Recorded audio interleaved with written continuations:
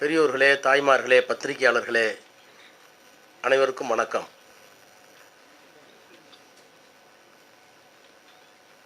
தலைவர் கலைஞர் என்கின்ற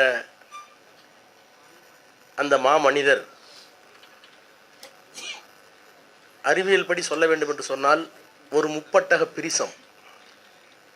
அறிவியல் தெரிந்தவர்களுக்கு தெரியும். ஒரு முப்பட்டக பிரிசகத்தில்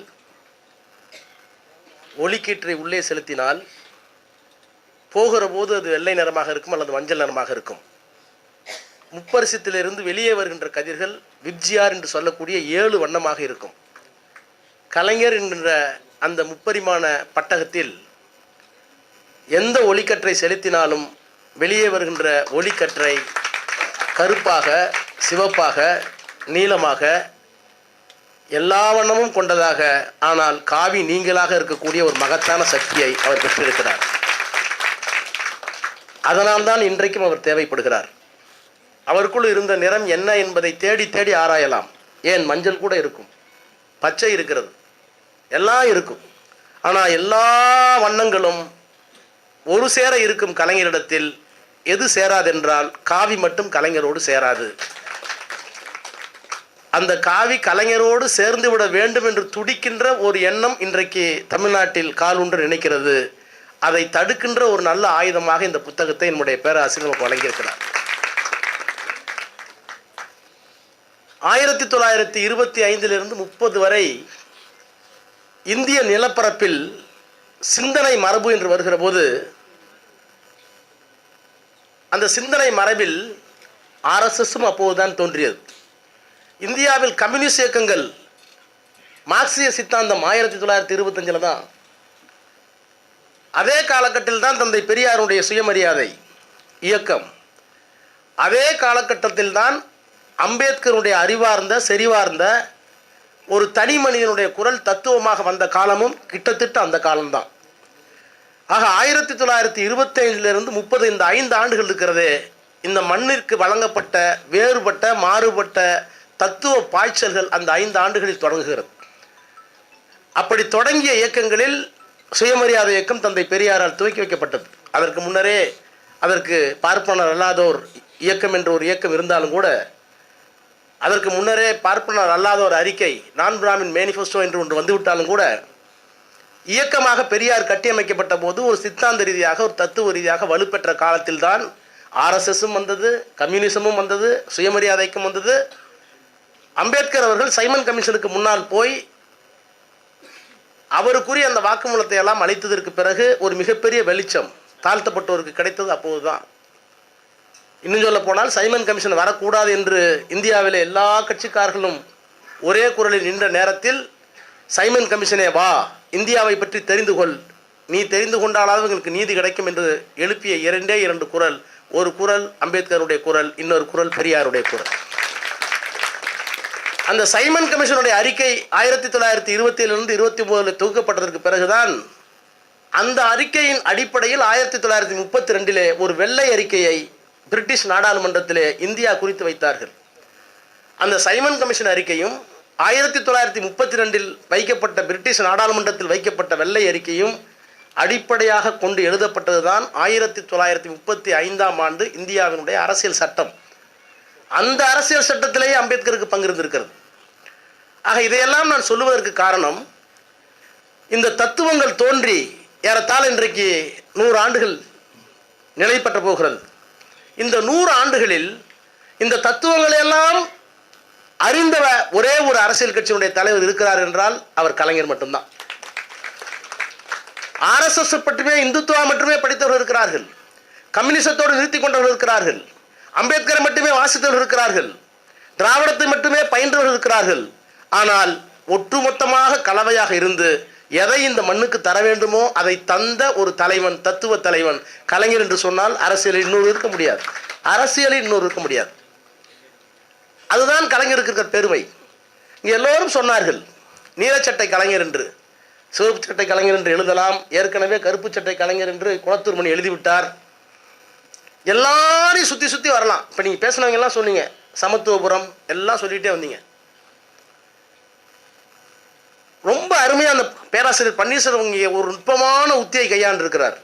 படிக்கணும். என்ன படிக்கணும்னா, ஏன் திராவிடர்கள் ஆதி திராவிடர்கள் என்கின்ற சொல்லாடலை கலைஞர் வலுவாக பற்றி நின்றார்? திராவிடம் என்ற சொல்லை 1885 சொல்லாடலுக்கு வந்து விட்டது. அயோத்திதாசர் தான் இந்த மண்ணில் தாழ்த்தப்பட்ட சமுதாயத்தில் பிறந்த அயோத்திதாசர் தான் நாங்கள் சாதி சமயமற்ற திராவிடர்கள் என்று எழுதிய முதல் மனிதன். அது பெரியாருக்கும் தெரியும். ஆக திராவிடர்கள் பார்ப்பனர் அல்லாதவர்களும் திராவிடர்கள், அதிலே ஆதி திராவிடர்கள். காங்கிரஸ் ஆட்சியில் இருக்கிற வரைக்கும் பேர் அதுக்கு அரிசனை நடத்துற அரிஜினல் ஃபேர் டிபார்ட்மெண்ட். ஆனால் அவர்களுக்கு ஆதி திராவிடர் என்று சொல்ல வேண்டிய அவசியம் கலைஞருக்கு திராவிட இயக்கத்திற்கு ஏன் ஏற்பட்டது என்பதை ரொம்ப நுட்பமாக சொல்கிறார். அதில் அம்பேத்கரும் தந்தை பெரியாரும் பொருத்தப்பாடுங்கிற புத்தகத்தில் அந்த வேறுபாட்டை சொல்லியிருப்பேன். Ambedkar I need a strong centre என்று சொன்னார். ஒரே இந்தியாவை, ஒருமையான இந்தியாவை நான் விரும்புகிறேன். ஏனென்றால் ஒன்றுபட்ட இந்தியாவில் அரசியல் சட்டத்திற்கு உட்பட்டு தீண்டாமையை, சாதியை ஒழிக்க முடியுமா? அது அம்பேத்கருடைய பார்வை. அதனால இந்தியா இருக்கணும்னார். பெரியார் சொன்னார் இந்தியா எனக்கு வேணான்னார், உங்க அரசியல் சட்டம் வேணான்னார். ஏன்னு கேளுங்க, பெரியார் சொன்னால் இந்த அரசியல் சட்டம் இருக்கிற வரை, சாதியை பாதுகாக்கிற அரசியல் சட்டம் இருக்கிற வரை, அரசியல் சட்டத்தில் பிரிவு 29, 26 இருக்கிற வரை, 14 சொல்லிட்டோம், 15 சொல்லிட்டோம், எல்லாரும் சமம், equality before law, equal protection before law, எல்லாரும் சமம்னு சொல்லிட்டோம். ஆனா நீங்க வேறு ஒரு இடத்துல சொல்றீங்க 29ல மத உரிமை, எதெல்லாம் எங்களுக்கு மத உரிமை என்று நம்புகிறோமோ அதுல அரசாங்கம் தலையிடக்கூடாது என்கின்ற ஒரு பிரிவை ஏற்படுத்தி சாதியை பாதுகாத்துக் கொண்டார்கள், மதத்தை பாதுகாத்துக் கொண்டார்கள். எங்களுடைய மத விவகாரங்களில் நீங்கள் தலையிடக்கூடாது என்கின்ற ஒரு காப்புரிமை அவர்கள் பெற்றுவிட்டார்கள். நேரடியாக பண்ணி பார்த்தார் சங்கராச்சாரியார், முடியல. சங்கராச்சாரியார் இங்கிருந்து 10,000 பேர் அனுப்பினார், பெண்களையும் அனுப்பினார், பெண்களுக்கு சுத்த சமம் கூடாதுன்னார். இந்த அரசியல் சட்டத்தில் இந்துக்கள் பாதுகாப்பு வேணும்னு சொன்னார். அம்பேத்கர் மறுத்துட்டார், நேரு மறுத்து விட்டார். அதற்கு பிறகு ராஜேந்திர பிரசாத் கிட்ட போய் அந்த அரசியல் சட்டத்தில் ரிலீஜியஸ் ரைட்ஸ் என்று சொல்லுகின்ற அந்த பாதுகாப்பை அவர்கள் ஏற்படுத்தி கொண்டார்கள். அதை வச்சுக்கிட்டு தான் இன்னைக்கு எல்லாரும் சொல்லி இதெல்லாம் மத உணர்வை புண்படுத்துகிறது, மத உணர்வை புண்படுத்துகிறது. இன்னைக்கு வேற ஒரு ஜட்ஜ்மெண்ட்டு, புகழ்காந்திலாம் வந்திருக்கார், வக்கீலுங்கெல்லாம், சரவணன் வந்திருக்கார், எல்லாம் வந்திருக்கீங்க. இன்னைக்கு எப்போவோ சொல்லிட்டார் இஸ்மாயில். பெரியார் சொன்னாராம் கடவுள் இல்லை, இல்லவே இல்லை, கடவுளை கற்பித்தவன் முட்டாள், பரப்புகிறவன் அயோக்கியவன், வணங்குகிறவன் காட்டு மிராண்டி. அவர் சொல்லி ரொம்ப நாள் ஆச்சு. அதை 69 கேஸு கொண்டு போய் இஸ்மாயில், எந்த இஸ்மாயில், அல்லாமல் விட்டு இல்லை, கம்பராமாயணத்தை கரைச்சி குடிச்சு ராமனுடைய பெருமையை 1 மணி நேரம் 2 மணி நேரம் பேசக்கூடிய இஸ்மாயில், இது அவர் கருத்து, இந்த கருத்து யாரையும் புண்படுத்தவில்லை அப்படின்னு ஒரு ஜட்ஜ்மெண்ட்டே கொடுத்துட்டார். அதற்கு பிறகு ஒரு ஜட்ஜ்மெண்ட் இப்போ போட்டாங்க, அதிலையும் இது எவ்விதத்திலையும் புண்படுத்தான்னு சொல்லிட்டாங்க.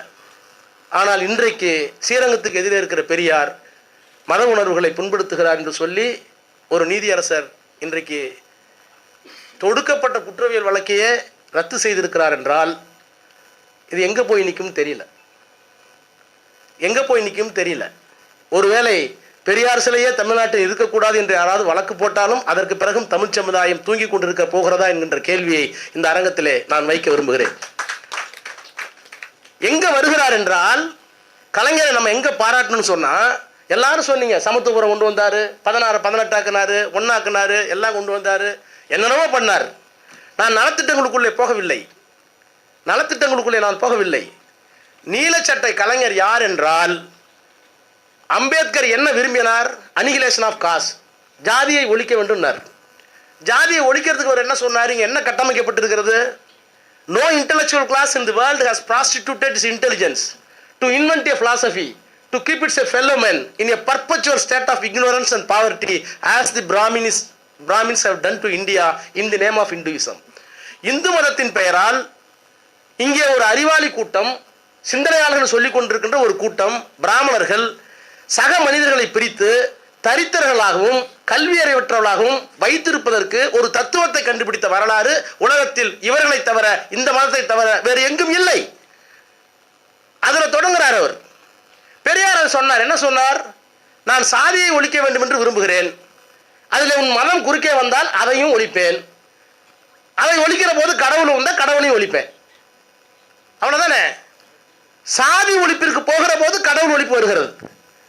சாதியை காப்பாற்றுகின்ற கடவுள், மதத்தை காப்பாற்றுகின்ற கடவுள் எனக்கு வேண்டாம் என்று சொல்லுவதுதான் தந்தை பெரியாரை தவிர பெரியாருக்கும் கடவுளுக்கும் கோபம் இல்லை. அப்போ நீலச்சட்டை கலைஞர் யார் என்று சொன்னால் ஒரு சமூக நீதி பார்வையோடு இருப்பது மட்டுமல்ல, ஒன்றை விளங்கிக் கொள்ள வேண்டும். நான் புத்தகத்துக்குள்ள அதிகுள்ள சாரத்தை மட்டும் சொல்றேன். சமூக நீதி என்பது வேறு, சமத்துவம் சாதி ஒழிப்பு என்பது வேறு. எல்லோரும் ரிசர்வேஷன் முத்தையா முதலியார் கொடுத்தார். தாழ்த்தப்பட்டவர்களுக்கு ரிசர்வேஷன் முத்தையா முதலியார் கொடுத்தார். ஓமாந்தூர் ராமசாமி ரெட்டியார் கொடுத்தார். பரிவோடு பார்ப்பது என்பது வேறு, அவர்களும் மேலே வர வேண்டும் என்பதை ஏற்றுக்கொள்வது வேறு. ஆனால் சாதியை ஒழிக்க வேண்டும் என்று யார் எண்ணுகிறார்களோ அவர்கள்தான் உண்மையான பெரியாரிஸ்ட், அவர்கள்தான் உண்மையான அம்பேத்கரிஸ்ட். அந்த அம்பேத்கரிஸ்டாம் பெரியாரிஸ்டாம் இருந்த ஒரே அரசியல் தலைவர் தமிழகத்திலே தலைவர் கலைஞரை தவிர யாரும் கிடையாது. எல்லாரும் எல்லாத்துக்கும் வேணும்னு சொல்லலாம். இப்போ நான் படிக்கிற போது பாடாலூர்னு ஊரில் போய் படித்தேன். அப்போ கட்டட ஃபீஸ்னு ஒன்று உண்டு, கேள்விப்பட்டிருக்கீங்களா? புதுசாக கட்டடம் கட்டுறதுக்கு கட்டட ஃபீஸ்னு வசூல் பண்ணுவாங்க. ஏன்னா அரசாங்கம் கட்ட முடியாது, பெற்றோர் ஆசிரியர் சங்கம். அந்த கட்டட ஃபீஸினுடைய ஆசிரியர் சங்கத்தினுடைய தலைவர் ஊராளி கவுண்டர். அவரும் ஒரு காங்கிரஸ்காரர். அப்போ 1973 நான் 6வது சேரும்போது அப்போ 10 ரூபாய் 5 ரூபாய் கட்டணும் பள்ளிக்கூடத்துக்கு கட்டட ஃபீஸ். எல்லாரும் கட்டினாங்க, நானும் கட்டிட்டேன். கட்ட முடிஞ்சது கட்டிட்டேன். திடீர்னு அவருடைய சர்டிஃபிகேட்டை பார்த்துட்டு அப்போ இருந்த வாசகம், தம்பி நீ அரிஜன பையனா? ஆமாங்க. அடாடா தப்பாக வசூல் பண்ணிட்டேனே, ரசீதை கிழிச்சிட்டு நீனா நல்லா படித்து வரணும்பா அப்படின்னு 5 ரூபாய் திருப்பி கொடுத்துட்டார். அப்போ ஒரு ஆதிராவிட சமுதாயத்தைச் சேர்ந்த ஒரு இளைஞன் படிக்க வேண்டும், அவனுக்கு 5 ரூபாய் வசூல் பண்ணக்கூடாதுங்கிறது அவரிடம் இருந்த ஒரு சமூக நீதி பண்பு. ஆனால் சாதி ஒழிப்பிற்கு அவர் வருவானா? வரமாட்டார். அப்ப எல்லாத்துக்கும் எல்லாம் செய்யலாம், வீடு கட்டி கொடுக்கலாம், ரிசர்வேஷன் கொடுக்கலாம், அதெல்லாம் சமூக நீதி. ஆனால் சாதி ஒழிய வேண்டும் என்று விரும்பிய ஒரு முதலமைச்சர், சாதி ஒழிய வேண்டும் என்று விரும்பிய எதிர்க்கட்சி தலைவர், சாதி ஒழிய வேண்டும் என்று 50 ஆண்டு காலம் சட்டமன்றத்திலேயும் வெளியேயும் குரல் கொடுத்த ஒரு அரசியல் தலைவர் இந்தியாவில் உண்டென்றால் அது கலைஞரை தவிர வேற யாரும் கிடையாது. அதை எங்கெங்கெல்லாம் அவர் பதிவு பண்றாரு. இந்த ஆதி திராவிடங்கிற பேரை கொண்டு வரதுக்கு அவருக்கு என்ன காரணம்? தலித் விடுதலை அம்பேத்கர் சொன்னது, தந்தை பெரியார் இங்கே சொன்னார், நாம் எல்லோரும் திராவிடர் என்று சொன்னது. அரசியல் சட்டத்தை வைத்துக் கொண்டு அம்பேத்கர் சாதி ஒழிப்பிற்கு வருகிறார், அது சாத்தியம் இல்லை. அதான் உண்மை. இன்னைக்கு அம்பேத்கரையும் நம்ம குறைச்சி மதிப்பில்லை, பெரியாரையும் குறைச்சி மதிப்பிட அவசியம் இல்லை. இந்த அரசியல் சட்டத்தை வைத்துக் கொண்டு இந்தியா என்ற வரைபடத்திற்குள் நான் இருந்து கொண்டு சாதியை ஒழிக்க முடியாது.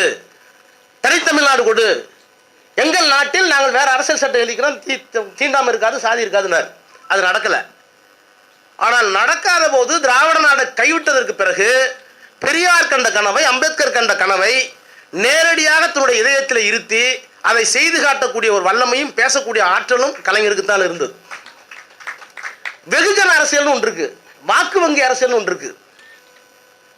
வெகுஜன அரசியலில், வாக்கு வங்கி அரசியலில் லிமிடேஷன்ஸ் ஆர் தேர், எல்லாம் இருக்கு. இதுக்கு மேல பேசினா நமக்கு ஓட்டு விடுவார். அதனால சொல்லுவேன் அடிக்கடி, பெண்களுக்கு சொத்துல சம்பவம்னு சொன்னா யாராச்சும் ஓட்டு போட்டிருப்பாங்களா? கலைஞருடைய எல்லா பெரிய சாதனைகளும் தேர்தல் வாக்குறுதியில் வராதவை. சமத்துவபுரம் தேர்தல் அறிக்கையில இல்ல. ஏன்னா எல்லா ஜாதியும் நான் ஒரு இடத்துல வைக்கிறேன்னு சொன்னா சாதி உணர்வு இருக்கிற யாரும் ஏற்க மாட்டாங்க. எனக்கு பக்கத்துல பாறையனா, எனக்கு பக்கத்துல சக்கிலியா, எனக்கு பக்கத்துல அவனா, எனக்கு பக்கத்துல இவனா, ஒத்துக்க மாட்டாங்க. தேர்தல் வாக்குறுதியாக சொன்னா ஒத்துக்க மாட்டாங்க. ஆனால் ஆட்சிக்கு வந்ததற்கு பிறகு அதை நிறைவேற்றி காட்டியவர். அது சாதாரண விஷயம் இல்லை. கிபி 4ஆம் நூற்றாண்டிலிருந்து 8ஆம் நூற்றாண்டு வரைக்கும் ஒரு பட்டியலை போடுறார். Who were the untouchables? Why they have been untouchables? Why they have been called made as untouchables? தீண்டத்தகாதவர்கள் யார், அவர்கள் தீண்டத்தகாதவர்களாக ஏன் ஆக்கப்பட்டார்கள்? ஒரு புத்தகம் ஆய்வு. Who were the Sudras? Why they have been tabled as 4th varna in Indo-Aryan society?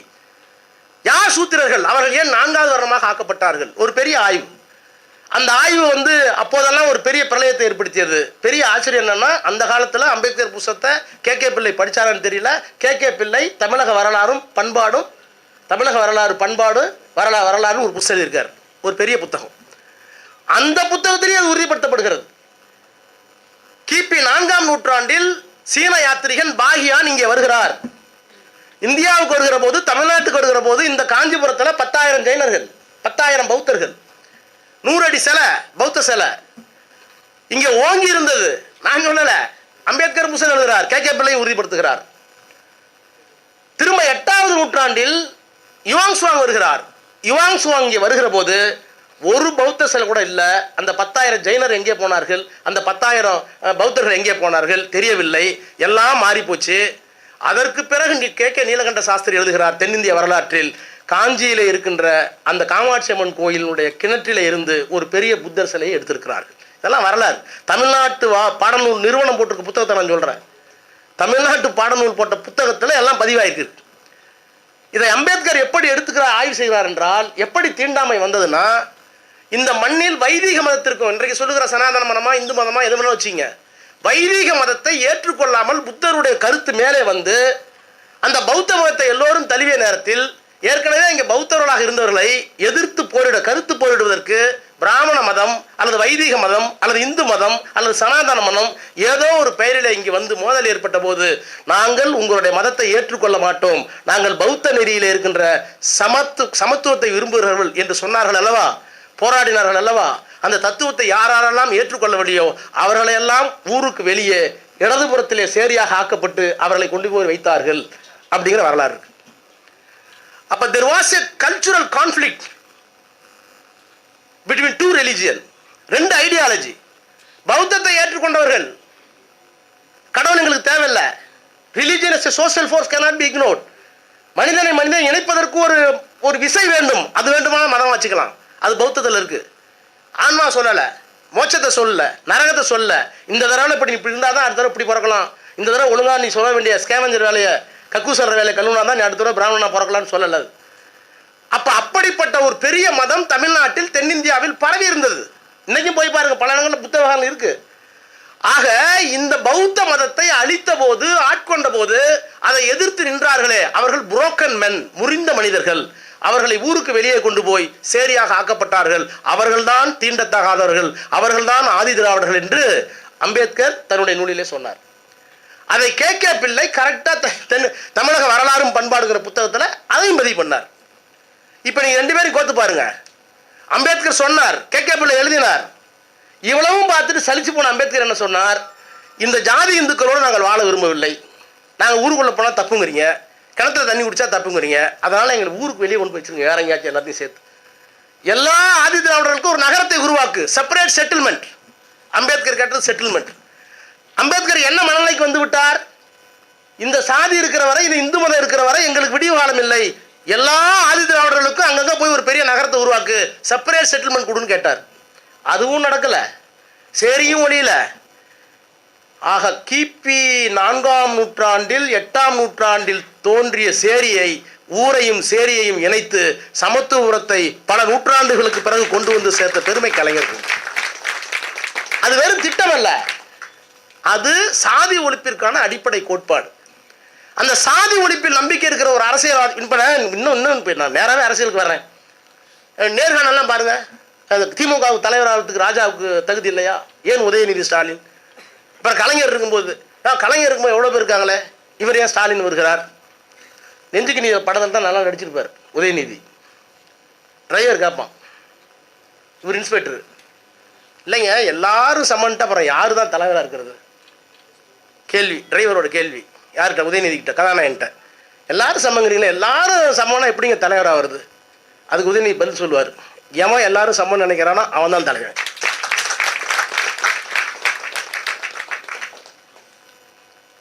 திமுகவுக்கு யார் தலைவருங்கிறதுக்கு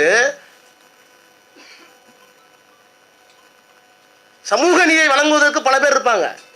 நான் திறந்தே சொல்றேன், எல்லாரும் ஜாதியை விட்டு வெளியே வந்துட்டோமா? திராவிட முன்னேற்ற கழகத்தில் இருக்கிற எல்லோரும் நேரடியாக பெரியார் அம்பேத்கர் சொன்ன மாதிரி கலப்பு திருமணத்துக்கு போயிட்டோமா? நான் சொன்ன பாருங்க, பாடல்களை படிக்கும்போது, தம்பி நீ தாழ்த்தப்பட்டவன் நல்லா படிக்கணும், அது ஒரு கரிசனம். அவர்களும் வளர வேண்டும் என்கிற உணர்வு, அதை நம்ம குற்றம் சொல்ல முடியாது. ஆனால் இந்த சமுதாயத்தில் 2000 ஆண்டு காலமாக நிறுவப்பட்டிருக்கிற சாதியை நேரடியாக ஒழிக்க வேண்டும், அதை உடைக்க வேண்டும் என்கின்ற எண்ணம் யாருக்கு இருக்கிறதோ அவர்கள் தான் இந்த இயக்கத்துக்கு தலைவராக வர வேண்டும் என்கின்ற உணர்வை நாங்கள் பெற்றிருக்கிறோம்.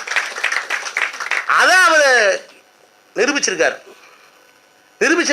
உச்ச நீதிமன்றமே சொல்லிடுச்சே, உச்ச நீதிமன்றமே மசூதி இருந்த இடத்தில் ராமருக்கு கோயில் கட்டலாம்.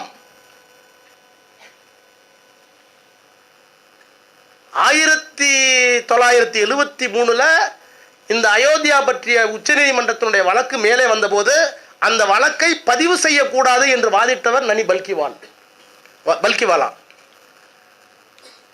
இந்த வழக்கெல்லாம் சுப்ரீம் கோர்ட் வரவே கூடாதுங்க. Judicial forum cannot decide title, cannot decide the title of a particular place on the basis of the myth. எப்போ ஒரு குழந்தை பிறந்துச்சு ராமர் அப்படின்னு சொல்றதை வச்சுக்கிட்டு இந்த மாதிரி கேள்விகளை உச்சநீதிமன்றம் கேட்க கூடாது என்று வாதிட்டு புத்தகத்தில் எழுதியிருக்கார். எப்போ 73 74. அப்ப அவருக்கு தெரியாதுல்ல, கோகே மாரெல்லாம் வருவாங்க, ஜட்ஜ்மெண்ட் கொடுத்துட்டு ராஜ்யசபாவுக்கு வந்துருவாங்கன்னு. பல விஷயங்கள் தெரியாதுல்ல. இதெல்லாம் நான் சொல்றேன், இருக்கு, ரெக்கார்டில் இருக்கு. இப்போ இவ்வளோ டிவி எதுக்கு வந்திருக்கு? அம்பேத்கர் தெரிஞ்சுக்கிறதுக்கா? ராஜா எதில் சிக்குவாங்க பார்க்குறீங்க? நான் சொன்னது ஆதாரத்தோட சொல்றேன், வேற ஒன்றும் சொல்லியே. அப்ப இதையெல்லாம் செய்கிற நேரத்திலே தான் இந்த திராவிட திராவிடத்துக்கு அடிப்படை பண்பு என்ன? இப்ப ஏன் நம்ம திராவிடங்கிறத கலைஞர் ஏற்றுக்கொண்டார் என்பதை மென்னியமா சொல்றாரு. அவர் எல்லோரும் தலித் என்ற வார்த்தையை பயன்படுத்துகிற போது கலைஞர் அதற்கு உடன்பாடு தான். நீங்க சொல்றீங்க புத்தகத்தில் கலைஞருக்கு அது உடன்பாடு தான். ரொம்ப கவனமாக கையாண்டு இருக்காரு. ஒரு ரிசர்ச் புத்தகம் தான். என்ன கொஞ்சம் கடுமையா இருக்கு தனித்தமிழ்ங்கிறதுனால, வேற ஒன்றும் இல்லை. நாங்களாம் ஐயா தமிழை படிச்சுட்டு இவர் மறைமலை அடிகளுக்கு மேலே போறாரு. அதான் கொஞ்சம் சிரமமா இருக்கு. இந்த ஆதி திராவிடர் நுட்பம் என்னன்னு கேட்டீங்கன்னா, இந்த இந்த இந்த அது அம்பேத்கரை ஒத்துக்கிட்டது தான். அதாவது சாதி ஒழிப்பு, தீண்டாமை ஒழிப்பு, தலித் விடுதலைங்கிறதுல அம்பேத்கர் எவ்வளவு கவனமாகவும் மூர்க்கமாகவும் இருந்தாரோ அதற்கு அவர் அரசியல் சட்டத்தை நம்பினார். இந்தியா என்கிற முழு நிலப்பரப்பிலும் தீண்டாமை இருக்கு நம்பினார். இந்தியாவில் இருக்கிற எல்லா இடத்துலையும் தீண்டாமை ஒழிலாம் தமிழ்நாடு மட்டும் தனியாக போகிறது விரும்ப மாட்டார். ஆனால் பெரியார் விரும்பியதற்கு காரணம் என்னவென்றால் அங்கதான் திராவிட நிற்குது. இந்த மண்ணில் 2 பண்பாடு இருந்தது, ஆரிய பண்பாடு, திராவிட பண்பாடு. அதை நான் சொல்லல, சிபி ராமசாமி ஒத்துக்கிறார், அம்பேத்கர் ஒத்துக்கிறார். இப்ப நிர்மலா சீதாராமன் மாமிக்கு மட்டும்தான் அது புரியல. எல்லா அரசியல் ஆய்வாளர்களும் திராவிட பண்பும் ஆரிய பண்பு 2 இருந்துச்சு. There are 2 classical languages, இல்லைன்னு சொல்லலையே. சமஸ்கிருதம் ஒரு செம்மொழி, தமிழ் ஒரு செம்மொழி, 2 செம்மொழி தான். இன்னைக்கு ஏதோ செம்மொழிங்கிறாங்க. 2 பண்பாடு, திராவிட பண்பாடு, ஆரிய பண்பாடு. ஒன்று சமஸ்கிருதத்தை அடிப்படையாக கொண்டது, இன்னொன்று தமிழை அடிப்படையாக கொண்டு. தமிழ்னா கன்னடமும் கலிதெலுங்கும் கவின் மலையாளமும் தாயே தமிழே உன் உதிரத்தே உதித்தெழுந்தே ஒன்று போல ஆயிடணும். இது திராவிட பண்பாடு. இந்த திராவிட பண்பாடுடைய எல்லா இலக்கியமும் சாதி பாராட்டல, சாதி கூடாதுங்க. மனிதனை பிரிக்கவில்லை. பாணன், பறையன், கடம்பன், துடியன், நான்கனது குளமும் மன்னன் இருக்கு, குளம் இருந்திருக்கு. குளம்னா அந்த வாழெடுத்த ஆட்டத்தில் பழக்க வழக்கம். அன்னைக்கு என்ன, அன்னைக்கு வாட்ஸ்அப் இருந்துச்சா, 2G இருந்துச்சா, 5G இருந்துச்சா? எங்க அக்கா தங்கச்சியிலே 15 கிலோமீட்டருக்கு தாண்டி பொண்ணு கேட்டால் அப்பா கொடுக்க மாட்டார். ரொம்ப தூரம் என் பிள்ளை எப்படி பார்க்கறது பாரு.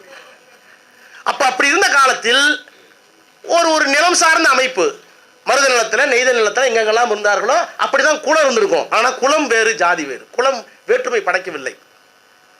அப்படி இருந்த சமூகம் இந்த திராவிட சமுதாயம். ஆனால் அவருடைய சமுதாயம் 4 வர்ண சமூகம். அது கடவுளே படைத்தது, அது கடவுளே ஒப்புக்கொண்டது. அப்ப இந்த 2 பண்பாட்டு தலங்களில் திராவிடத்தில், தமிழில் பிறப்புக்கும் எல்லா உயிர்க்கும் என்று சொல்லுகின்ற தத்துவம் இருந்த காரணத்தினால் சாதி குறித்த தீர்வு, தீண்டாமை குறித்த தீர்வு திராவிடத்திலேயே இருக்கிறது, தமிழிலேயே செய்யலாம் என்று நம்பிய இயக்கம் திராவிட இயக்கம். இந்த இயக்கம் வடநாட்டில் இல்லாத காரணத்தினால் அம்பேத்கருக்கு தலித் ஒழிப்புக்கு இந்தியா தேவைப்பட்டது. அவங்கள்ட்ட அந்த மருந்து இல்லை, அந்த மொழி. ஏன்னா சமஸ்கிருதம் சொல்லலை, சமஸ்கிருதம் வேறுபாட்டை கொண்டு வந்துச்சு. இந்த நுட்பத்தோடு தான் அம்பேத்கரையும் உள்வாங்கிக் கொள்கிறார். ஏன்னா பெரியாரே சொன்னார், எனக்கு ஒரு தலைவர் இருக்காரு, நான் யாரையும் தலைவர் ஏற்றுக்க மாட்டேன், எனக்கு ஒரு தலைவர் இருக்காருன்னு அம்பேத்கர் தலைவர் பெரியார். இன்னும் சொல்ல போனா ஆதி திராவிட மாநாட்டில் போய் அவரை விட, சார் என்ன பிரச்சனைனா, பெரியார ஒரு ஆளு ஃப்ராடுங்கிறாங்க இந்த உள்ள. என்ன சொல்றாருன்னா, உங்களுக்கான தலைவர் அம்பேத்கர் தான், என்னால முழுசா பேச முடியல, நீங்கள் அவரை பாராட்டுங்கள், அவரை பின்பற்றுங்கள் அப்படின்னு சொன்னவர். என்ன கேட்குறேன், எதையாவது ஒரு திருடுத்து தானே பிரார்த்தனை பண்ணணும். பெரியார் பெரிய ஜாதிக்காரன் சொல்லிக் கொண்டவர், ஆனால் சின்ன ஜாதிக்காக பாடுபட்டார். ஆண் திமிழா இருக்கணும், ஆனால் பெண்ணுக்காக போராடினார். பெரிய பணக்காரர், ஏழைகளுக்காக போராடினார். அவர் ஏன் ஃப்ராடு பண்ணணும்? எனக்கு ஒன்றும் புரியல. ஃப்ராடு பண்ணணும்னா கீழே இருந்து மேலே போகிறதுக்கு ஃப்ராடு பண்ணணும். மேலே இருக்கிற எல்லாத்தையும் விட்டுட்டு, சாதி பெருமையை விட்டுட்டு, பணப்பெருமையை விட்டுட்டு, ஆண்கிற அகம்பாவத்தை விட்டுட்டு எல்லாத்தையும் விட்டு விட்டு கீழே இறங்கி வந்து கீழே உட்கார்ந்து சக மனிதனோடு போராடிய ஒரு மனிதரை இன்றைக்கு ஃப்ராட் என்று சொல்லக்கூடிய நிலைமை தமிழ்நாட்டில் வந்துவிட்டது என்றால் நீலமும் கருப்பும் சிவப்பும் இன்னமும் தூங்கி கொண்டிருக்கிறோமா என்கின்ற கேள்வி இன்றைக்கு நான் வைத்துக் கொண்டிருக்கோம். அப்ப இப்போ இந்த மாதிரி சூழ்நிலையில் கலைஞர் என்ன செய்தார், என்ன பேசினார், அதுதான் ரொம்ப முக்கியம். அவருக்கு எழுத வேண்டிய அவசியமே இல்லையே. உடன்பிறப்புக்கு 1000 லெட்டர் எழுதுறார். அண்ணா எழுதலாம், பெரியார் எழுதலாம், தமிழ் எழுதலாம், எல்லாம் எழுதலாம். உங்களுக்கு ஒரு ஒரு 2-3 மட்டும் உங்களுக்கு படிச்சு காமிக்கிறேன். அப்பதான் உங்களுக்கு அது கரெக்டாக தெரியும். புத்தகம் வச்சிருக்கீங்களா கையில்?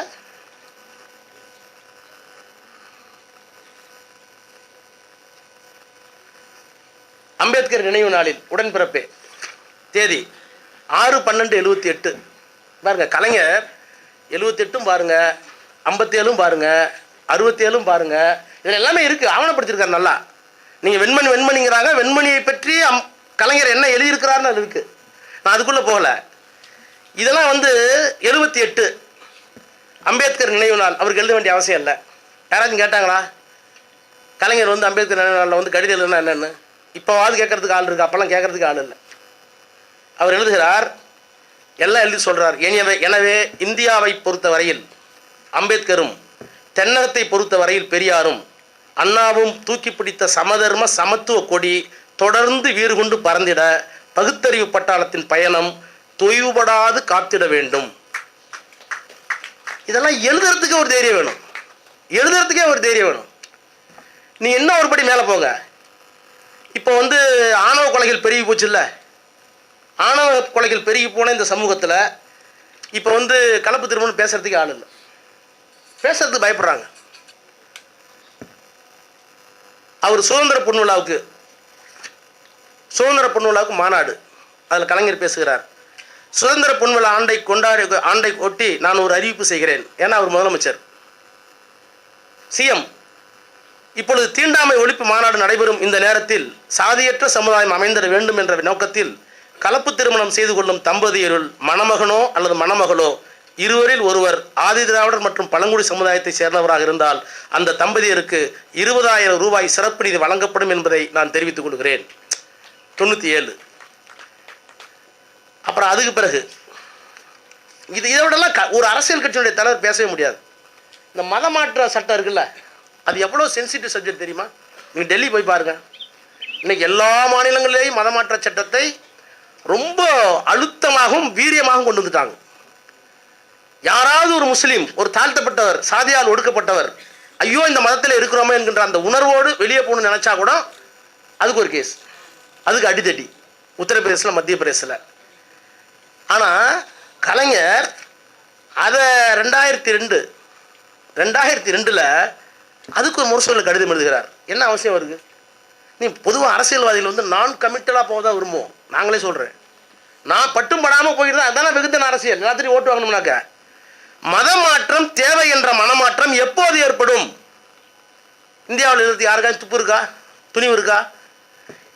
மதமாற்றம் தேவை என்ற மனமாற்றம் எப்போது ஏற்படும்? இன இழிவு ஒழிய இஸ்லாமுக்கு போங்கன்னார் பெரியார். அவர் சொல்லலாம், அவர் என்ன வேணாலும் பேசுவார். பெரியாருக்கு என்ன இருக்கு? ஆட்சி அதிகாரமா? எம்எல்ஏ போறாரா?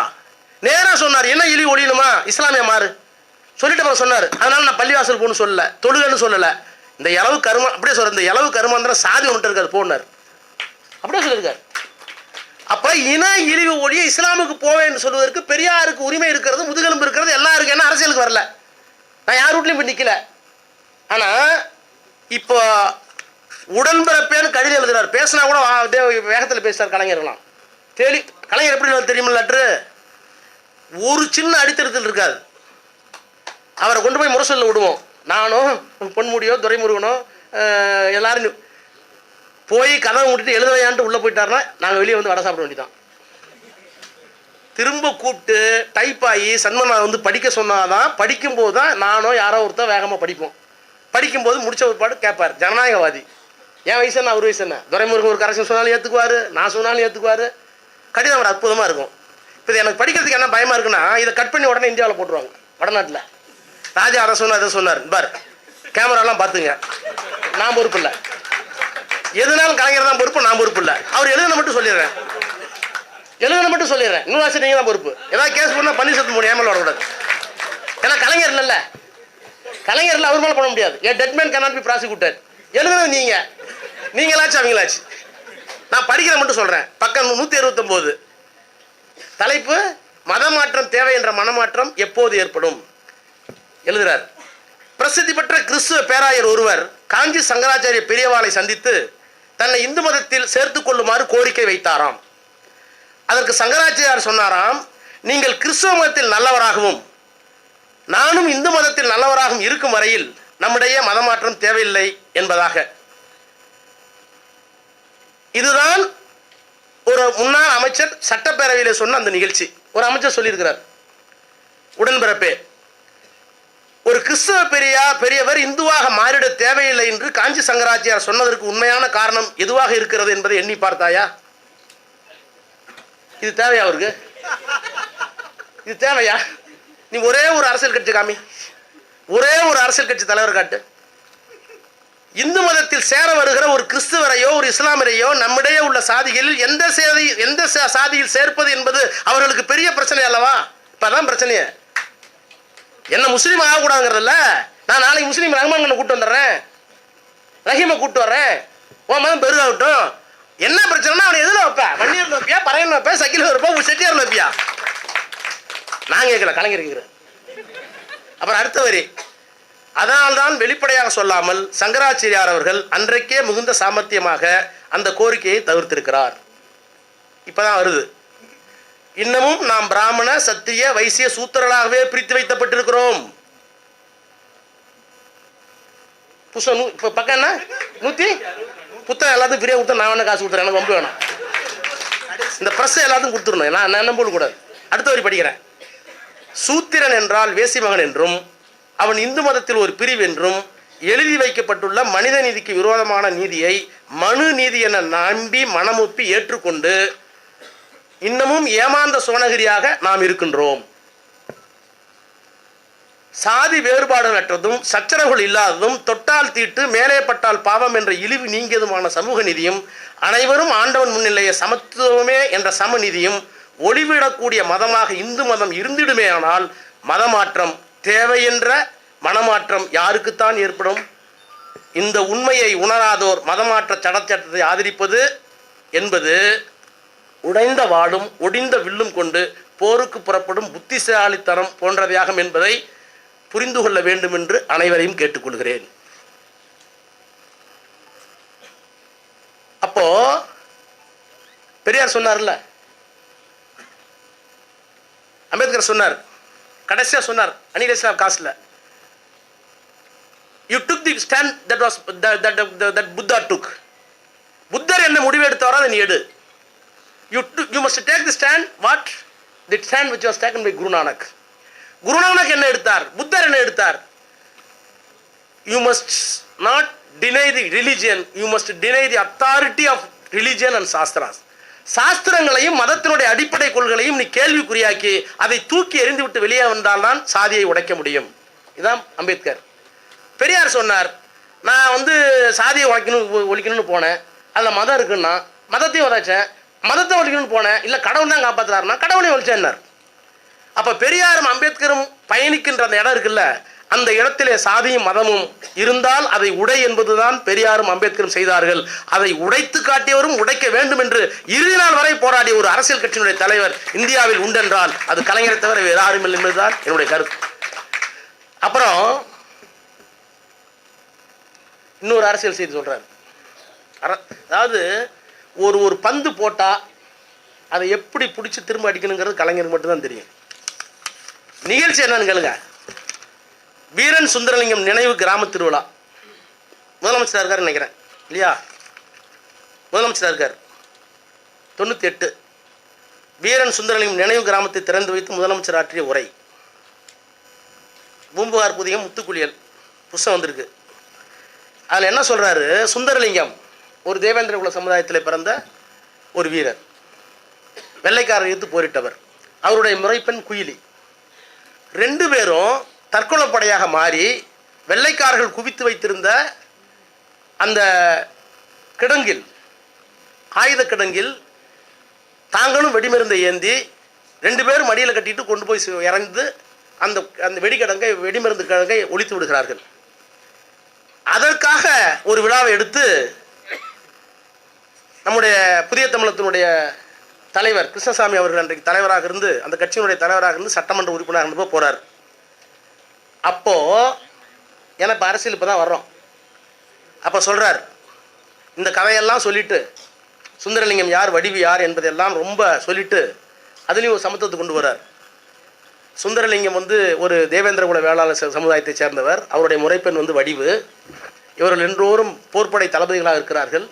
யாருக்கு கீழே இருக்கிறார்கள், யாரோடு சேர்ந்து இருக்கிறார்கள் என்றால் இராணுவத்தில் வெள்ளையத்தேவனுடைய படையிலே இருக்கிறார்கள். அப்போ வெள்ளையத்தேவனுக்கு உற்ற தளபதியாக இருந்த சுந்தரவேலன் ஒரு தேவேந்திரகுல வேளாளர். அவருடைய முறைப்பெண் வடிவு. இந்த 2 பேர் இறந்து போகிறாங்க. அவருக்கு நினைவு கிராமத்தை திறந்து வைத்து கலைஞர் பேசிவிட்டு சொல்லுகிறார், கிருஷ்ணசாமி உட்கார்ந்துருக்கார், நான் ஒரு காலத்திலே தம்பி கிருஷ்ணசாமிக்கும் தலைவராக இருந்தவன். கலைஞர் பேசுகிறார், அவரை பல முறை தம்பி என்று அழைத்திருக்கிறேன், இன்றைக்கும் அழைக்க கடமைப்பட்டிருக்கிறேன். தலைவராக இருந்தபோது நான் தலைவராக இருந்தபோது தான் அவர் பொள்ளாச்சி நாடாளுமன்ற தொகுதியிலே திராவிட முன்னேற்ற கழகத்தின் சார்பில் வேட்பாளராக நின்றார். அவருக்காக பல கூட்டங்களில் பேச வாக்கு சேகரித்த அந்த வாய்ப்பையும் பெற்றவன் நான். எனவே இங்கே அவர் சீற்றத்தோடு பேசினார் என்றால், ஒரு புயல் போல் உருமினார் என்றால், ஜாதி ஒழிய வேண்டும் என்று ஒரு சிங்கம் போல் கர்ஜித்தார் என்றால், நான் எண்ணிக்கொள்கிறேன் இதற்கெல்லாம் காரணம் அடித்தளம் திராவிட முன்னேற்ற கழகத்திலே அவர் இருந்ததனால் அல்லவா என்று எண்ணி நான் பெருமை அடைகிறேன். மகன் போர்க்களத்திலே புகழ் பெறுகிற நேரத்திலே தாய் தன்னுடைய வயிற்றை தடவி பார்த்துக் கொள்வதைப் போல நான் கிருஷ்ணசாமியை பார்த்து பெருமைப்படுகிறேன் என்று சொன்னவர் கலைஞர். இது அப்படியே திரும்பவும் பொருந்தும். நான் தான் ஒரு தடவை கலைஞர்கிட்ட கேட்டேன், ஐயா திராவிட முன்னேற்ற கழகம் ஒரு பாலி கிளினிக், இந்த பாலி கிளினிக்கில் ஹார்ட்டுக்கும் வருவாங்க, எலும்புக்கும் வருவாங்க, ஆர்த்தோவுக்கும் வருவாங்க, அப்புறம் சிறுநீரகத்துக்கும் வருவாங்க, அப்புறம் நியூரோவுக்கும் வருவாங்க, அப்புறம் என்னென்னவோ இருக்குது. இது பெரிய ஆஸ்பத்திரி. இந்த பெரிய ஆஸ்பத்திரிக்கு இவ்வளோ காலம் எல்லா மருத்துவம் நம்ம தான் பார்த்தோம். இப்போ எல்லாம் தனித்தனியாக ஆர்த்தோவுக்கு ஒரு டாக்டரு, கிட்னிக்கு ஒரு டாக்டரு, இப்படி போகுது என்னன்னு கலைஞர் சொன்னார். கரெக்டாக தான் நீ சொன்ன. ஆனால் இந்த ஆர்த்தோ டாக்டரோ கிட்னி டாக்டரோ போய் கடைசியாக உயிருக்கு பிரச்சனை வரும்போது பாலிங்கிலிக்கு தான் வந்தார். ஏன்னா ஐசியூ இங்கே தான் இருக்கு. நீங்கள் தனித்தனியாக பார்த்துடலாம், எல்லா பிரச்சனையும் ஒன்றா இருந்து எங்கே வருவீங்க? இப்போ இங்கே இப்போ இந்த ரோட்டில் ஆர்த்தோ கிளினிக் இருக்குது, போயிடலாம், அங்கே இது இருக்குது, எல்லாம் உடஞ்சி ஒன்றா கிடந்து அப்போலோக்கு போகிறீங்க. என்ன காரணம்? அதான் பெரிய ஆஸ்பத்திரி. அப்போ திராவிட முன்னேற்ற கழகம் என்கின்ற திராவிட சிந்தனை கொண்ட இந்த ஒரு பெரிய இயக்கத்தை கட்டமைப்பதற்கு காரணம், இதில் எல்லோருக்குமான உரிமையை கொண்டு வர வேண்டும் என்று சொன்னால் சாதி ஒழிப்பில் அசைக்க முடியாத நம்பிக்கை இருக்க வேண்டும் என்பதை தொடர்ந்து தன்னுடைய வாழ்நாளில் கடைபிடித்த ஒரு மாபெரும் தலைவராக அவரை நான் பார்க்கிறேன். அப்புறம் இப்போ பேசுனீங்க, அருந்தையர் சொன்னீங்கல்ல, அருந்தையர் சொல்லியிருக்கார், எல்லாம் அழகாக சொன்னாங்க. 1981 இந்த சட்டம் கொண்டு வரும்போது இவர் எழுதுகிறார், தலைவர் கடிதம், அன்புள்ள மூக்கா, 2013. அரசு செயலாளர்கள் என்னிடம் பேசும்போது இந்த சட்டத்தை கொண்டு வர வேண்டுமா என்று கேட்டார்கள். அப்போது நான் சொன்னேன், கீழான மக்கள் கேவலப்படுத்தப்படும் மக்கள், கேவலப்படுத்தப்படும் மக்கள், புழுக்களாய் நெளிந்து கொண்டிருக்கிற மக்கள், மனிதனை பார்த்து மனிதனை மதிக்காத அளவிற்கு மட்டரமாக ஆக்கப்பட்ட மக்கள், அந்த மக்களை கைதூக்கி விடுவதுதான் இந்த கருணாநிதியின் வேலை. இதைத்தான் நான் செய்து கொண்டிருக்கிறேன். அந்த சாதனையிலே, சரித்திரத்திலே இதுவரையில் இடம்பெறாமல் இருப்பது இந்த அருந்தியர் மக்களுக்கு நாம் அன்பு காட்டி அவர்களை கைதூக்க விடாமல் இருப்பது தான். நான் என்னுடைய சரித்திரத்தில் கடைசியாகவாவது, கடைசி பக்கத்தில் எழுத வேண்டிய, அச்சடிக்கப்பட வேண்டிய செய்தி, அருந்தியர்களுக்கு சமூக நீதி அளித்தேன் என்ற செய்தி இடம்பெற வேண்டும் என்று நான் தெரிவித்தேன். ஆரம்பகால பொது உடைமைவாதி என்ற முறையில் ஐயா, அண்ணா, அண்ணன் ஜீவா போன்றோரின் அருமை தொண்டர்கள் ஒருவன் என்ற முறையிலும், அடிமட்டத்துக்கெல்லாம் அடிமட்டமாக கிடந்து அவதி ஒரு மனித ஜீவன்கள் அருந்ததி மக்கள் புதிய உலகம் புரட்சியுகம் காண்பதற்காக இன்று அவையில் நான் வைக்கும் சட்ட முன்வடிவை உங்கள் ஆதரவு வழங்கி நிறைவேற்றி தர வேண்டுகிறேன். இங்கனம் உங்கள் அன்பு நதியில் என்றும் நனைந்திடவே விரும்பி வாழும் உடன்பிறப்பு உங்களில் ஒருவன், அன்பு மறவாத மு. கருணாநிதி. ஆட்சியில் இருக்கும்போது முதலமைச்சர். ஆக திராவிட இயக்கத்திற்கு இருக்கிற மிகப்பெரிய சிறப்பு என்று சொன்னால், மொழியை முன்னிறுத்தி இனத்தை காப்பது, இனத்தை முன்னிறுத்தி மொழியை மீட்பது. இந்த சாதியற்ற சமுதாயத்தை உருவாக்குகின்ற சிறப்பு தமிழ் மொழிக்கு இருந்திருக்கிறது. அதனால தான் தமிழ் மொழியை, தமிழ் பண்பாட்டை வைத்துக்கொண்டு சாதி இல்லாத ஒரு சமத்துவ சமுதாயத்தை படைக்க வேண்டும் என்பதற்காக சாதி ஒழிப்பில் ஒரு பெரியாராகவே வாழ்ந்தவர் அன்பு தலைவர் கலைஞர். அது மட்டுமல்ல, நான் ஒரு முறை அவரை வைத்துக்கொண்டு பேசினேன். இன்றைக்கு அம்பேத்கரை தாழ்த்தப்பட்ட மக்களுடைய தலைவராகவே பார்க்கிறார்கள், பிற்படுத்தப்பட்ட மக்களுக்கு எதுவும் செய்யவில்லை என்று சொல்லுகிறார்கள் என்று அவரை வைத்துக்கொண்டு ஒரு மாநாட்டிலே பேசினேன். அப்போது பேசிவிட்டு முடிந்ததற்கு பிறகு அடுத்த நாள் வீட்டுக்கு அழைத்தார். நீ பேசிய பகுதி எங்கே இருக்கிறது என்று கவனமாக கேட்டார். கேட்டு அதை வேறு ஒரு மேடையில் பேசினார். நான் தேடி பார்த்த முரசு அது கிடைக்கல. அடுத்த நிகழ்ச்சியில் கொடுத்து தர அதை போட்டுருவேன். ஏனென்றால் அம்பேத்கர் அரசியல் சட்டத்தை எழுதிய அம்பேத்கர் நாடாளுமன்றத்தில் இருந்து வெளியே வந்து நான் சட்ட அமைச்சர் பதவியை துறக்கிறேன் என்று சொல்லிவிட்டு வெளியே வருகிறார். எதற்காக சட்ட அமைச்சர் பொறுப்பை நான் துறக்க வேண்டும் என்று சொல்லுகிற போது 3 காரணத்தை சொல்றார். அதில் முதல் காரணம், பெண்களுக்கான சொத்துரிமையை சட்டமாக கொண்டு வந்தேன். அதை நேரு ஒப்புக்கொண்டார். நேரு பக்கத்தில் இருக்கிற பிராமணர்களும் மற்றவர்களும் ஒப்புக்கொள்ளவில்லை. அங்கேயும் வர்றார் கலைஞர். 89 அந்த பெண்களுக்கான சட்டத்தை எழுதிய போது அவருக்கு தெரியாது அம்பேத்கர் சட்டத்தை கொண்டு வந்து தோற்கடிக்கப்பட்டாங்கிற செய்தி அவர்கிட்ட யாரும் சொல்லலை. நான் தான் அவரை வைத்துக்கொண்டு ஒரு மேடையிலே சொன்னேன். பெரியார் 1929 பெண்களுக்கு சொத்திலே சமபங்கு வேண்டும் என்று தீர்மானம் கொண்டு வந்தார். 29. அதற்கு பிறகு 60 ஆண்டுகளுக்கு 89 கலைஞர் கொண்டு வருகிறார் அந்த சட்டத்தை. ஆனால் இடையில 51, 52லேயே இவர் சட்ட அமைச்சராக இருக்கிற போது பெண்களுக்கு சொத்திலே சமபங்கு வேண்டும் என்று சொன்னபோது அதை இங்கே இருக்கிற பிராமணர்களும் உயர்ந்த ஜாதிக்காரர்களும் எதிர்த்தார்கள். என்ன சொன்னாங்க? பொம்மநாட்டிக்கு சொத்து கொடுத்துட்டா ஒழுங்கு கெட்டு போயிடுவா, இன்னொருத்தவங்க ஓடி போவா, குடும்பம் இருக்காது. இதான் அவங்க சொன்னது. ஆக சட்டம் கொண்டு வந்து நாடாளுமன்றத்தில் விவாதிக்கப்பட்டு பாதியிலே நின்ற நேரத்தில் நேருவால் உதவ முடியவில்லை. அப்புறம் வெளியே வரார் அம்பேத்கர். வெளியே வந்து சொல்லுகிறார், நீங்கள் ஏன் சட்ட அமைச்சர் பதவியை தூக்கி எறிகிறீர்கள் கேட்டபோது, இல்லை, நான் ஒரு கொள்கைக்காக வெளியே வருகிறேன். எனக்கு நீரிழிவு நோய் இருக்கிறது, நான் தளர்ந்து விட்டேன். But still I am confident a day will come, a leader will emerge in the country to fulfill my commitment. நான் இறந்து போக நேரிடலாம், ஆனால் இன்னமும் எனக்கு நம்பிக்கை இருக்கிறது, யாராவது ஒரு தலைவன் இந்த மண்ணிலே வருவான், என்னுடைய கனவுகளை நிறைவேற்றுவான், அந்த தலைவன் பெண்களுக்காக சொத்துரிமையை கொண்டு வருவான் என்று சொன்னார். அவருக்கு தெரியாது கலைஞர் என்ற மாமனிதர் கோபாலபுரத்திலிருந்து பிறப்பார், அவருடைய கனவை நிறைவேற்றுவார். இது கலைஞர்கிட்ட நான் சொன்னப்போ எடுத்துருவான்னார். காமிச்சு அப்போ தான் சொன்னார். அடுத்த பாயிண்ட் சொன்னார், எதற்காக நான் ராஜினாமா செய்கிறேன்? 1, நான் சட்ட அமைச்சராக இருந்து கொண்டு என்னால் பெண்களுக்கான சொத்திலே சமூகங்களுக்கு சட்டத்தை நிறைவேற்ற முடியல. 1.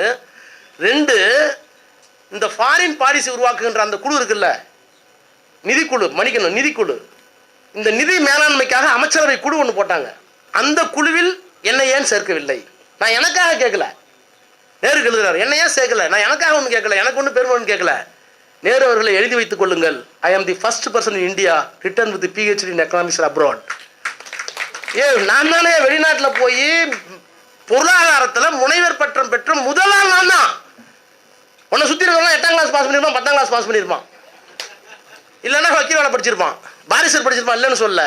ஆனால் பொருளாதாரத்தில் வெளிநாட்டு பல்கலைக்கழகத்தில் லண்டன் ஸ்கூல் ஆஃப் எக்கனாமிக்ஸில் போய் அதில் ஒரு மேல்நிலை பட்டமும் டாக்டர் பட்டமும் பெற்று வந்த என்னை விட்டு நீங்கள் நிதிக்குழுவை அமைக்க வேண்டிய அவசியம் என்ன? 2வது காரணம். 3வது காரணம், மிக முக்கியமான காரணம், நான் தாழ்த்தப்பட்டவர்களுக்கு இடஒதுக்கீடு கொடுத்து விட்டேன். ஏனென்றால் தாழ்த்தப்பட்டவர்கள் யார் என்பதை வெள்ளைக்காரன் பட்டியல் போட்டு விட்டான். யாராலும் தமிழ்நாட்டில் வேலை தாழ்த்தப்பட்டவர், பறையர், பல்லர், அருந்ததியர். அப்போ 3 நாள் இருந்தது, அன்சீயபிள், அன்டச்சபிள், அன்அப்ரோச்சபிள். அப்போ இப்பெல்லாம் கொஞ்சம் மாறிடுச்சு. அன்அப்ரோச்சபிள்னா அங்கே வரும்போது சத்தம் போட்டு வருவான், ஒத்துமில்லாயின்னு வருவான். இவர் வராராம், அவள் வந்தாக்க சத்தம் போட்டுட்டே வருவாங்க, நம்மளாம் ஒதுங்கிடணும். அன்அப்ரோச்சபிள். அப்புறம் அன்டச்சபிள், அன்சீயபிள், பார்க்கக்கூடாத ஜாதின்னு ஒன்று இருந்தது. புறதவன் ஒரு ஜாதி கேள்விப்பட்டிருக்கீங்களா? ராத்திரி 6 மணிக்கு மேலே வெளியே வரணும், துணியை வாங்கி துவைக்கணும், ஊடா அவங்க போடுற சோத்தை தின்னுடணும். ராத்திரி விளக்க வச்சுக்கிட்டு தீபத்தை வச்சுக்கிட்டு குளத்தில் போய் துணியெல்லாம் சுதைச்சி போட்டு 5 மணிக்கு வேலியில் காய போட்டு 6 மணிக்குள்ளே வந்து படுத்துக்கணும். அவன்லாம் அன்சீயபிள். அப்போது வெள்ளைக்காரன்ட்ட பட்டியல் இருந்தது, யாரெல்லாம் அன்சீயபிள், யாரெல்லாம் அன்டச்சபிள், யாரெல்லாம் அன்அப்ரோச்சபிள். இந்த பட்டியல் இருந்த காரணத்தினால் அந்த பட்டியலை வைத்து நான் இடஒதுக்கீடு கொடுத்து விட்டேன். ஆனால் சாதியால் கீழே கிடக்கிறார்கள் இவர்கள் தவிர, இவர்களைப் போலவே பிற்படுத்தப்பட்டவர்களும் கல்வி அறிவில்லாமல் இருக்கிறார்கள். இவர்களைப் போலவே நாகரிகத்தில் உயராமல் இருக்கிறார்கள், இவர்களைப் போலவே அரசாங்க உத்தியோகத்திற்கு வராமல் இருக்கிறார்கள். இந்து மதவர்களுக்கு தவறாக போதித்திருக்கிறார் பெரிய ஜாதின்னு. ஆனால் பொருளாதார நிலையில், கல்வி அறிவில் அவர்களும் தாழ்த்தப்பட்டவர்களாக இருக்கிறார்கள். அந்த பிற்படுத்தப்பட்டோருக்கும் இடஒதுக்கீடு வழங்க வேண்டும், ஆனால் பட்டியலின் இடத்துல இல்லை அப்படின்னு சொல்லி அரசியல் சட்டத்தில் 348 உருவாக்குறாரு. என்ன உருவாக்குறாரு? Backward class commission to investigate the backwardness.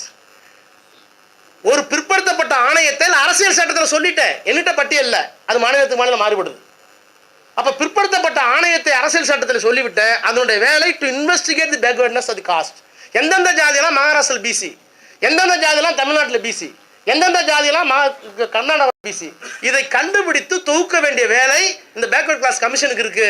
நான் சொன்னதுக்கு பிறகு அரசியல் சட்டம் வந்து 3-4 ஆண்டுகளுக்கு பிறகு அப்படி ஒரு கமிஷனை நேரு அரசாங்கம் அமைக்கவில்லை. அவரை அமைக்க விடாமல் தடுக்கிறது பிராமணர்கள் கூட்டம். அதற்காக நான் வெளியே வர்றேன். அப்போ 3 காரணம். 1, பெண்ணுக்கு சொத்திலே சமபங்கு. இன்னொன்று, PhD நான் தான், என்னையா அதில் போடல. 3வது காரணம், பிற்படுத்தப்பட்ட மக்களுக்கு உரிமை வழங்குவதற்கு நான் சொன்ன பேக்வர்ட் கமிஷனை ஏன் போடலை? அவர் எழுத அந்த பேக்வர்ட் கமிஷனில் தான் மண்டல் குழு வந்து, அதற்கு பிறகு மண்டல் கமிஷன் வந்து இன்றைக்கு 27% பிற்படுத்தப்பட்டோர் இடஒதுக்கீடு வழங்கப்பட்டவர் அனுபவிக்கிறார் என்றால் அதற்கு பின்னாலே இருந்த ஒரே மாமனிதன் அம்பேத்கர். அப்ப இன்னைக்கு தாழ்த்தப்பட்ட மக்களையும் பிற்படுத்தப்பட்ட மக்களையும் எதிரிகளாக பாவிக்க வேண்டும் என்கின்ற ஒரு சக்தி இருக்கிறது. அவர்களுக்கு இதை சொல்லுவது யார்? இதை சொல்லுவது யார்? அதை சொன்ன ஒரு அரசியல் தலைவர் டாக்டர் கலைஞர். அந்த இடத்திலே தான் கலைஞர் கருப்பு சட்டைக்காரராகவும் நீல சட்டைக்காரராகவும், அப்புறம் சிவப்பு சட்டைனா நிறைய இருக்கு, 2 விஷயம் வேணா சொல்லலாம். நீங்க தஞ்சாவூர்ல வந்து அந்த குத்தகைதாரர் குடியிருப்பு சட்டம்னு கேள்விப்பட்டிருப்பீங்க, உங்க காலத்துல தெரிஞ்சிருக்கும். 100 ஏக்கர் நிலம் இருக்கும், வாண்டையாருக்கோ அல்லது மூப்பனாருக்கோ அல்லது பெரிய ஜாதிக்காரங்களுக்கோ, அதில் குடியிருப்பாங்க அந்த குடும்பம்.